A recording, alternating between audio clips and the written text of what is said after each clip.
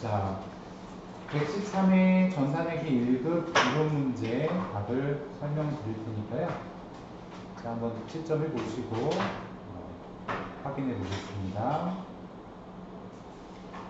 자, 1번 이론 보면 회계의 기본 가정과 특징이 아닌 것은 그랬습니다.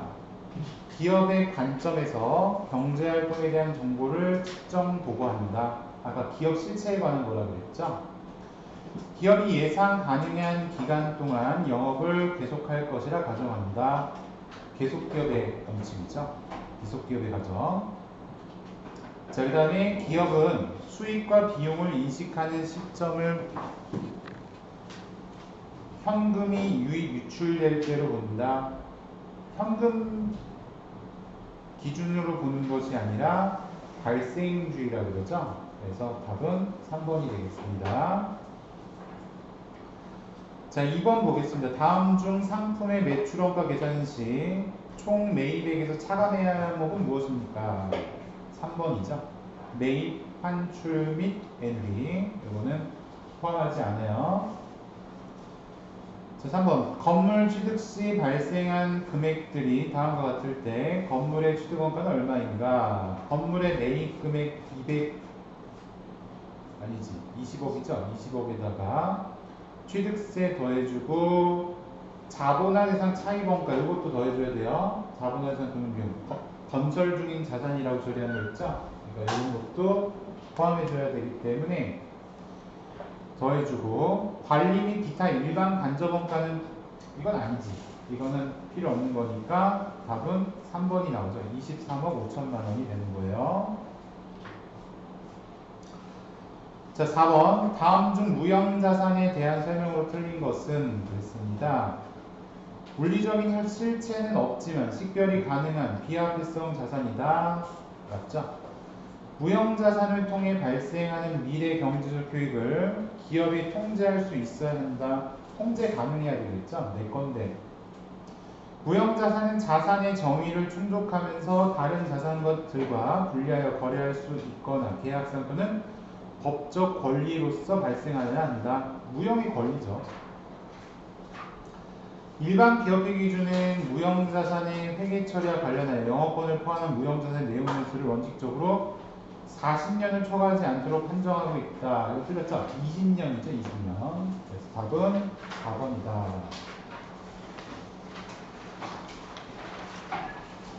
5번으로 가볼게요. 재무회계, 재무제표에 해당하지 않는 것은 그랬어요. 기업의 계정별 합계와 잔액을 나타내는 시산표는 재무제표가 아니죠? 그러니까 답은 1번이에요.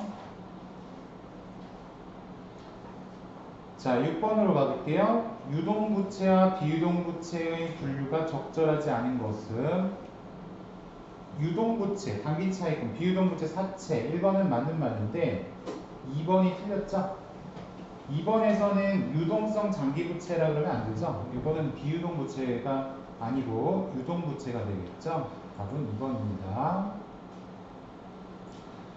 7번으로 넘어가서 자본 항목 중 포괄손익계산서에 영향을 미치는 항목은 무엇입니까? 아니 근데 이게 그냥 손익계산서가 아니라 포괄손익계산서라고 했죠? 이건 무슨 말이냐면 기본적인 손익계산서에다가 미실현 손익들을 반영한 걸 포괄손익계산서라고 해요. 그래서 우리가 수익이나 비용으로 보지 않는 포괄손익까지 포함해서 포괄손익계산서라고 부르는데 그럼 여기에 반영되는 게 뭐냐 그랬을 때 미실현 손익 중에 기타 포괄손익 있죠? 그게 4번이죠. 매도 가능 증권 평가 이익이 되겠습니다. 8번 다음 자료 중 빈칸 A에 들어갈 금액으로 적당한 것은 되겠습니다. 자, 요거는 상품 계정을 그림으로 그려보면 답을 찾을 수 있을 거예요.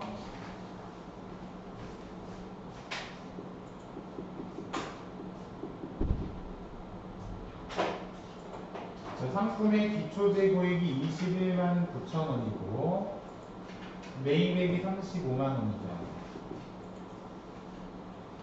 기말 상품 재고액이 11만 원이라고 했을 때 매출원가는 차별해서 대략 45만 9천 원 나오나요? 그래서 45만 9천 원이 매출원가. 그럼 매출액이 29만 원일 때 매출원가 45만 9천 원을 빼주면 매출 총 손실 나오죠. 16만 9천 원이 16만 9천 원 맞는데? 잠깐만요. 29만 원에서 매출액 29만 원에서 빼기 45만 9천 원 해주면 16만 9천 원이네. 맞죠? 16만 9천 원. 자, 그래서요. 판매비와 관리비 19만 1천 원을 빼주면 손실이네. 36만 원이 나옵니다. 맞죠? 36만 원. 답은 단기 순손실 36만 원 1번이에요. 단기 순손실 36만 원. 9번 봐도 될까요?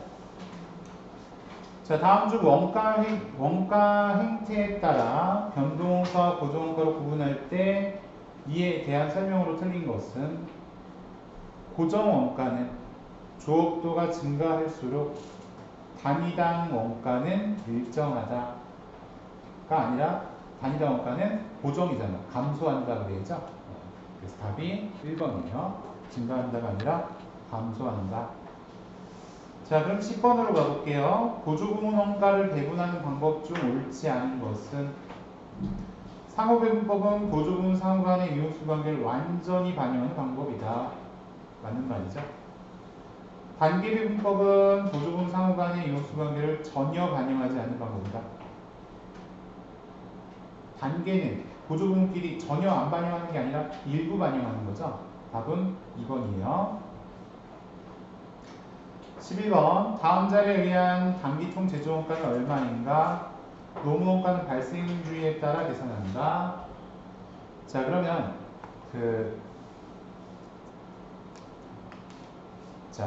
단기총 제조원가는 직접 재료비, 직접 노무비, 제조간접비를 합친 거잖아요. 11번. 자, 먼저 원재료 계정을 그램으로 그려봤을 때 기초 원재료는 30만 원이고, 그 다음에 단기 원재료 매입액이 130이에요. 기말 원재료가 45만 원이라는 것은 160에서 45 빼니까 115만 원이 직접 재료비죠. 자, 직접 재료비는 115만 원이 나왔고요.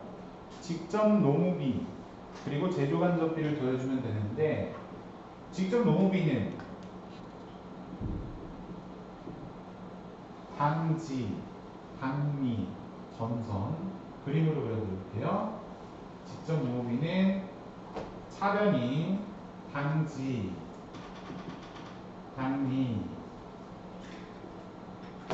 당유지급, 전선, 전기성급, 전미, 당선 이걸 빼요. 이게 단기 투입이에요.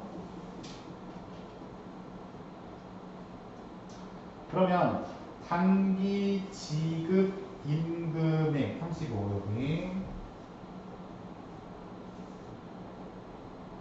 전기 미지급 임금액, 전기 미지급이고 15만 원,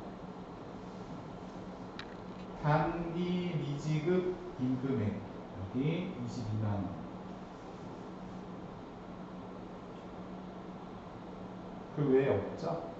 그래서 일단 얘네들 없는 걸로 치고, 둘이 합치면 57 빼기 15. 그래서 57에서 미지급이 잘 되나요? 이게 단기 지급 35, 단기 미지급 25, 25네 여기가 25.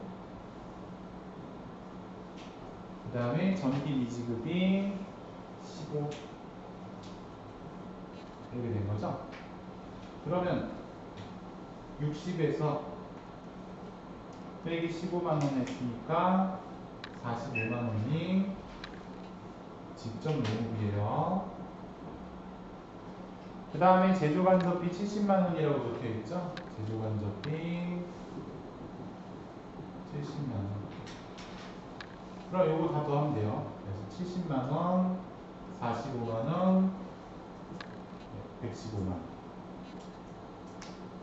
답이 230만 원 나오죠? 2번입니다. 자, 다음은 12번인데요. 종합원가 계산에 대한 설명으로 옳지 않은 것은 소품종 대량 생산 1번 맞죠?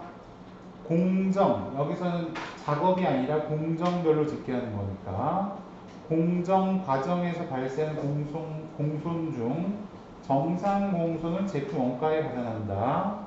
평균법을 적용하는 경우 기초제품 원가를 단계에 투입한 것으로 가정한다. 다 맞는 말이죠? 제조원가 중 제조간접원가는 실제 조업도의 예정대구율을 반영해 계산한다. 이거는 종합원가가 아니라 개별원가 계산에 대한 설명이니까 답은 4번이 되겠습니다.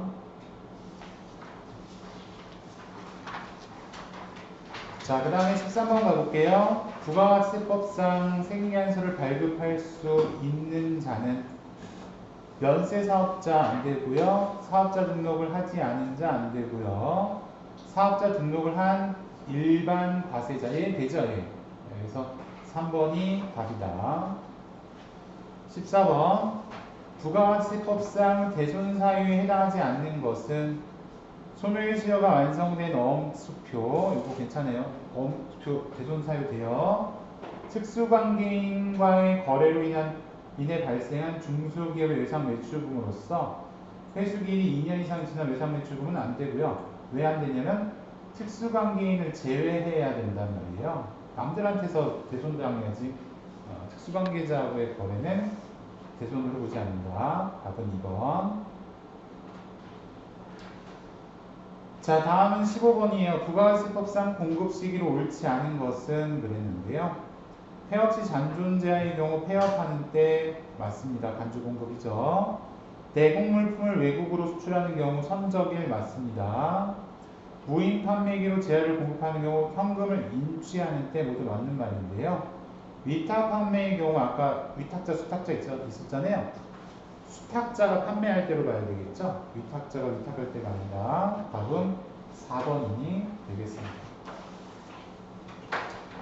자, 다음으로는 이제 실기 문제 설명을 이어서 보도록 할게요.